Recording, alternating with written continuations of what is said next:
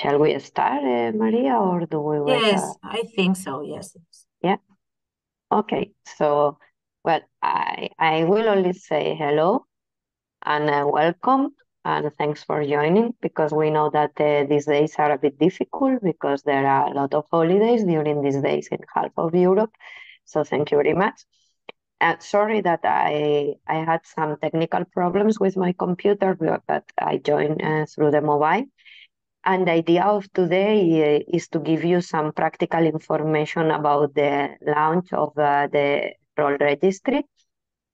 And well, you know that we were working before for the standardization of the data through Enroll and following the European Commission recommendations, but in the new implementation of the ERN, now it will be mandatory to contribute to the Enroll registry. So we have already developed a strategy, and today we'll explain to you the first phase. And it will be Maria Rodriguez. Most of you already know her. She was before in the ERN team, but as the dissemination manager, but actually her background is on science, and she was also contributing to the registry for the COVID-19. And she has now joined the registries team, and she will be the data manager for Enroll. So thank you very much, all of you, and Maria, the floor is yours. Thank you. Thank you, Mar. Sí.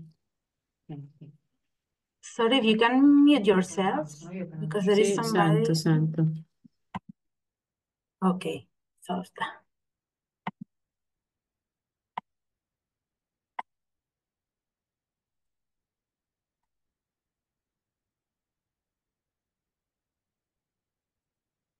In my screen?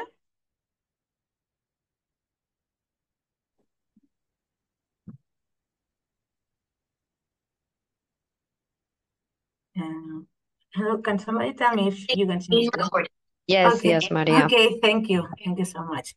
So as Mar has introduced, today's presentation is going to be focused on the Enroll Epi-Blood, which is the registry module that we have developed for the collection of annual counts of patients with rare hematological disorders. As you can see here in this slide, there is represented the Enroll strategy, which is aligned with the European Commission, the European Health Data Space, and the European Medicines Agency. If you pay attention into the arrow of the center, you can see that the strategy for the gathering of data has two different levels of granularity. The more steeper is the gathering of individual patient level data, and the other one is the aggregated level data, which is the topic and focus of today's presentation.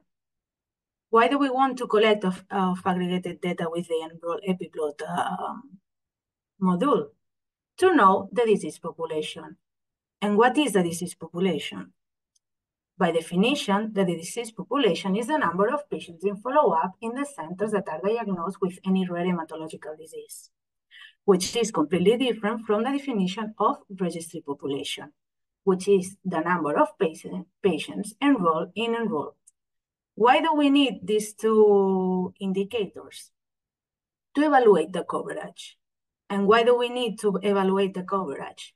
To know if the data that we have in the registry is representative for epidemiological surveillance, to identify source of bias, and in conclusion, to know if the data in the registry is reliable.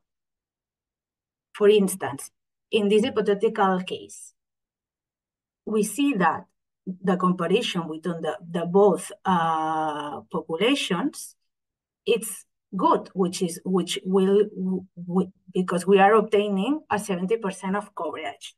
But if we look into the details of the registry population, we see that 70% of them are pediatrics compared to the 50% of pediatrics that we see in the disease populations, which will mean that the adult population is not well represented in our registry. To gather this data, we have developed the Enroll Epi-Blood, which is a service system that has been developed within the REDCap system. It contains 6 different surveys, each one of them dedicated to the 6 subnetworks that are within the EuroBloodNet. Each one of them contains questions about the disease group that corresponds to each subnetwork. And what are the disease groups? This is a list that has been created by the EuroBloodNet following the rare hematological diseases classified in the Orphanet classification. The idea of the creation of this list is to standardize the gathering of data. So from now on, always that we are going to request aggregated data, we are going to request it in the same way. As you have been informed, each healthcare provider is required to respond the surveys of the subnetworks where the institution is national recognized as ERM member or affiliated partner. However, the opportunity to contribute is also extended to other subnetworks. Each disease group will have several variables that should be provided, but are different depending on the type of disease group are. For the oncological service, we are going to request the number of new patients referred to the healthcare providers participating in the ERN diagnosed with this disease group, always for adult patients. And this number, we will need it stratified by sex, new female adult patients and number of new male adult patients. In the case of the non-oncological service, we are going to request the number of total patients, and this number of total patients is stratified by age, pediatric and adult, and sex, female and male. Moreover, we are going to request the number of new patients, and this number of new patients also stratified by number of new pediatric patients, number of new adult patients, and also by sex, number of new female patients and number of new male patients. And it's very important that you take in consideration that if you included 0 in a box, will mean that the number of patients for the question is 0. If you are not following up this is in your center, or you don't have the data stratified at center level, please leave the box empty. And after this, I'm going to show you a quick demonstration on how the survey is going to work, the whole system.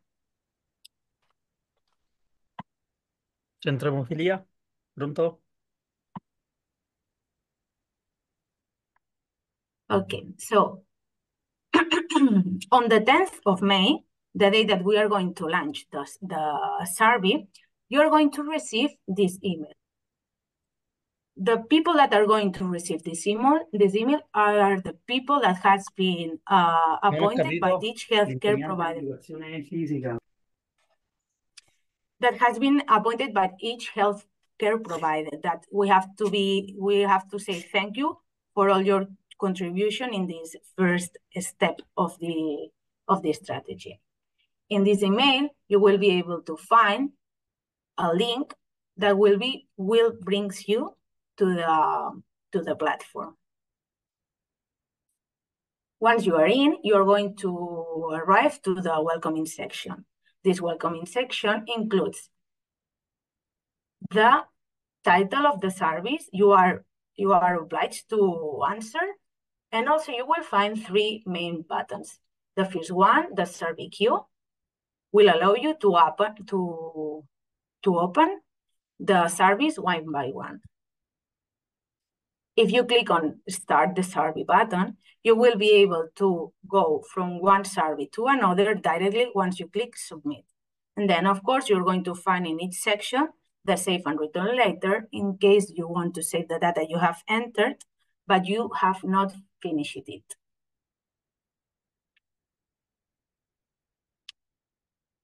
Once you open a survey, you will find at the top the survey which to the subnetwork is corresponding, a section to include the year where the data belongs, that this year we are going to collect data from 2023. Then the a second title, which corresponds to the disease group, and right below the different sections to answer this data. We have included a warning system that will help you to fulfill the gaps with the corresponding information.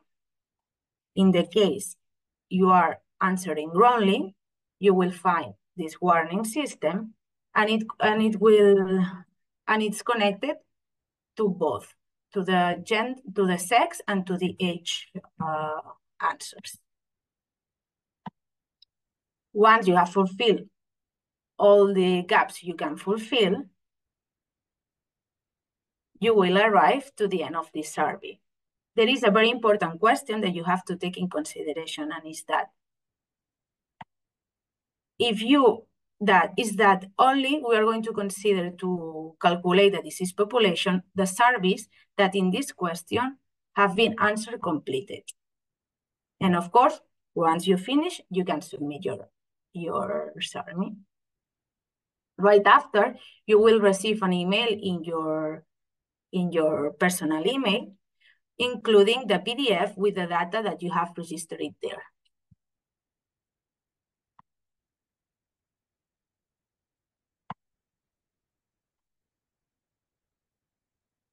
Then I'm gonna inform you about the deadlines. That as I said before, the platform is going to be launched the 10th of May, and it's going to remain open for 1 month.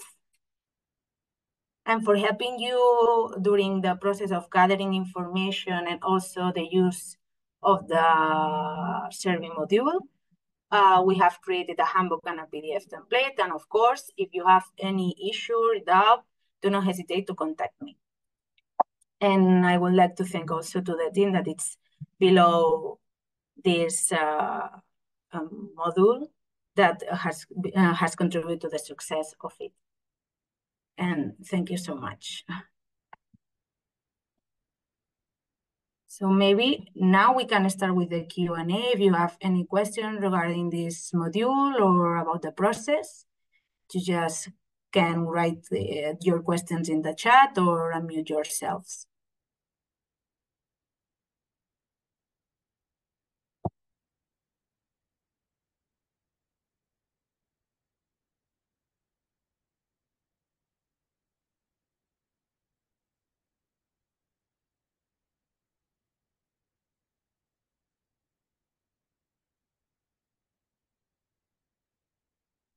Okay, there is one raised hand, Maria Etienne, Julian from Guadeloupe.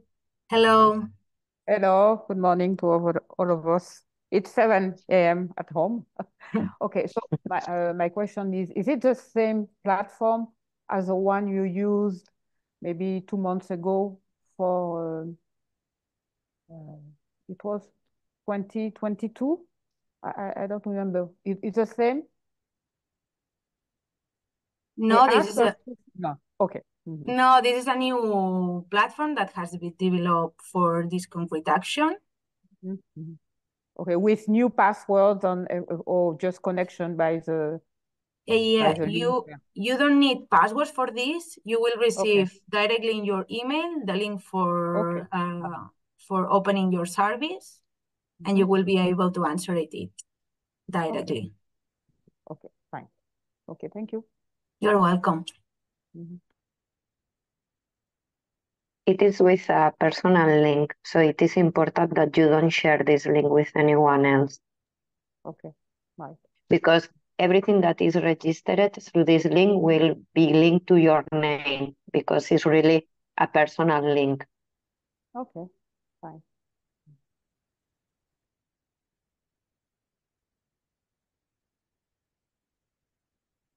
Okay, so we don't see any of you. So if you don't have any comment or question, in any case, you will receive all the information. Hi, Aries. So yeah, some of you, yeah, we can even take a picture if you want.